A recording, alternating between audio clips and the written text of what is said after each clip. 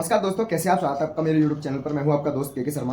तो जैसा कि आप जानते हैं, आज यूपी पुलिस कांस्टेबल का 23 अगस्त है और आज 3 शिफ्ट का एग्जाम हो चुका है और तीनों ही शिफ्ट में पेपर का जो लेवल रहा है और अगली शिफ्ट में क्या लेवल आ सकता है, किस तरीके का पेपर हो सकता है, आज के पेपर को देख के अपन एक अंदाजा लगा सकते हैं कि आने वाले दिनों में पेपर का लेवल क्या हो सकता है।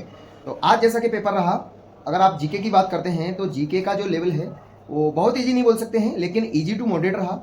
क्योंकि आप एक अगर आपने अच्छे से तैयारी करी होगी, अगर अच्छे से नहीं भी करी होगी, आपने अगर 1-1.5 महीने से तैयारी करी होगी तो आराम से आप 20 प्लस उसमें अटेम्प्ट कर सकते हो। इसलिए मैं इजी बोल रहा हूँ और मॉडरेट भी मैंने इसलिए बोला है क्योंकि बहुत से लोगों ने पेपर का जो लेवल है, जैसा कि मैंने देखा, आराम से 25 क्वेश्चन आप कर सकते हो, 25 से 30 क्वेश्चन आप कर सकते हो अगर आपने तैयारी करी है तो। ठीक है ना? क्योंकि क्वेश्चन उसमें ज़्यादा लेंदी नहीं पूछे गए हैं, वन वर्ड टाइप क्वेश्चन पूछे गए हैं, जैसे कि मुद्राओं के बारे में पूछा गया है, कैपिटल के बारे में पूछा गया है और ज़रूरी नहीं कि अपने देश की, अपने स्टेट की कैपिटल्स के बारे में पूछा गया है, पड़ोसी देशों के बारे में ज़्यादा पूछा गया है। और खासकर क्वेश्चन देखने को मिले हैं, हर शिफ्ट में देखने को मिले हैं कि पड़ोसी देशों के बारे में पूछा गया, जैसे नहरों का देश किसे कहा जाता है, इस तरीके से क्वेश्चन बने हैं। तो आप पड़ोसी देशों के बारे में भी पढ़ लें। और जो जीके है ना, मतलब जो अपन जैसे पढ़ते हैं, हिस्ट्री पढ़ ली, ज्योग्राफी पढ़ ली और अपने इकोनॉमिक्स पढ़ ली, जिस तरीके से पहले क्वेश्चन आते थे, आज से 2-4 साल पहले आप देख लो, उस तरीके के क्वेश्चन आपको देखने को नहीं मिलेंगे।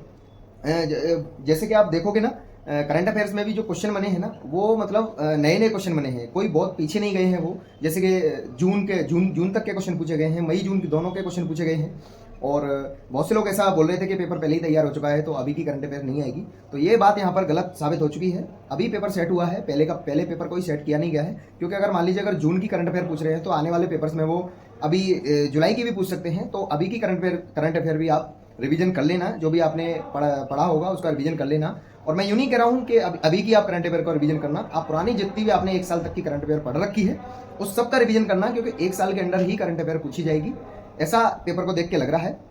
ठीक है ना? और आने वाले समय में मेरे को लग रहा है कि आने वाली शिफ्ट जो भी आएंगी, जो भी दिन की अलग अलग शिफ्ट होंगी, पेपर इससे थोड़ा इजी होने वाला है। क्योंकि ये जो पेपर आज देखने को मिला है वो उसका एक अच्छा लेवल है, अपने आप में एक बढ़िया लेवल माना जा रहा है। क्योंकि मैथ का जो लेवल था वो वाकई में अच्छा लेवल है, उसको अपन ईजी नहीं बोल सकते हैं, मॉडरेट भी नहीं बोल सकते हैं मेरे हिसाब से। तो मतलब अगर कांस्टेबल लेवल की अगर कोई तैयारी कर रहा है तो हार्ड ही मैं मानूंगा, मॉडरेट टू हार्ड, बाकी इजी तो नहीं बोल सकते हैं उस पेपर को। ठीक है ना? रीजनिंग अगर देखी जाए तो रीजनिंग में वर्बल रीजनिंग और ये तो सब अपने को लगता है कि ये कठिन है, बाकी रीजनिंग ईजी टू मॉडरेट है, मेरे को नहीं लगता है कि ज़्यादा टफ आई है।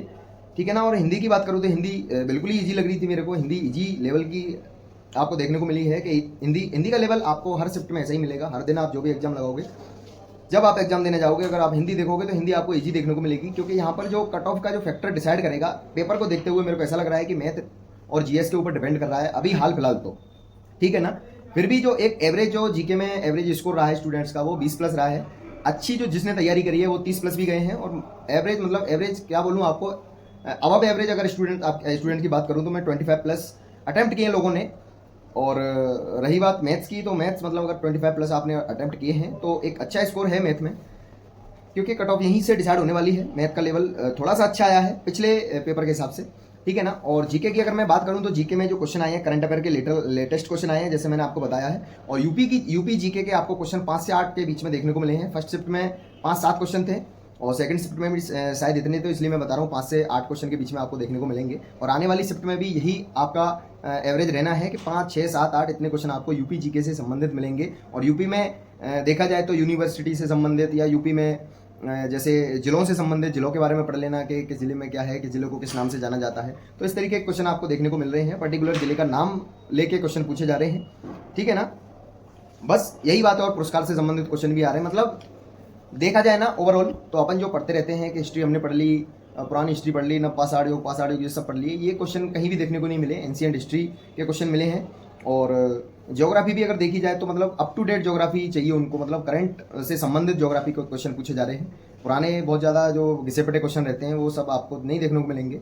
तो वो सब चीज़ें एक बार को आप रिवीजन करो या ना करो, लेकिन जो लास्ट में जो आप कोई भी जीके की किताब पढ़ते हो, मिसलेनियस जो क्वेश्चन रहते हैं वो आप पढ़ लो। भारत में पहली बार, विश्व में पहली बार, ये सब ऐसे क्वेश्चन देखने को मिल रहे हैं। बाकी ज़्यादा हार्ड नहीं आ रहे हैं। मतलब जो क्वेश्चन हमको लगता है कि जो नॉलेज के होने चाहिए, कि ये एक बंदे को मतलब इस क्षेत्र में नॉलेज होनी चाहिए, उस तरीके के क्वेश्चन पूछे जा रहे हैं। बाकी ऐसा कोई इतना ज़्यादा हार्ड पेपर नहीं आ रहा है कि भाई बहुत यूपीएससी लेवल का पेपर आ रहा हो। बस एक मैथ को एक कांस्टेबल के हिसाब से थोड़ा सा मेरे को टफ देखने को मिला, क्योंकि उसमें कैलकुलेशन थोड़ी सी लेंदी है और टफ है। बाकी टाइम मैनेजमेंट, आप मैथ को थोड़ा सा टाइम ज़्यादा देंगे तो ज़्यादा बेटर रहेगा आप लोगों के लिए। उसके लिए अपने को क्या करना है कि या तो पहले आप मैथमेटिक्स को सॉल्व कर लीजिए। कुछ बच्चे होते हैं कि जिनका मैथ बहुत अच्छा होता है तो वो पहले ही करते हैं, ठीक है ना, और जिनका जो मैथ वीक होता है वो मैथ को बाद में उठाते हैं। तो मेरे हिसाब से आप मैथमेटिक्स को पहले करिए, उसमें 25 से 30 अगर क्वेश्चन आप लगाते हैं तो डिमोटिवेट मत होना। एक अच्छा स्कोर आप कर रहे हैं, 25 से 30 अगर आपने किया है, फिर उसके बाद आपका जो स्ट्रॉन्ग सब्जेक्ट है उसको उठाइए। बाकी सबका अपना अपना मानना है, जिसको जो करना है। बाकी मेरा कहना सिर्फ इतना है कि अगर आप जीके उठा रहे हो तो जीके को जितनी जल्दी हो सके उसको सॉल्व कर लेना, हिंदी को जितनी जल्दी हो सके उसको सॉल्व कर लेना।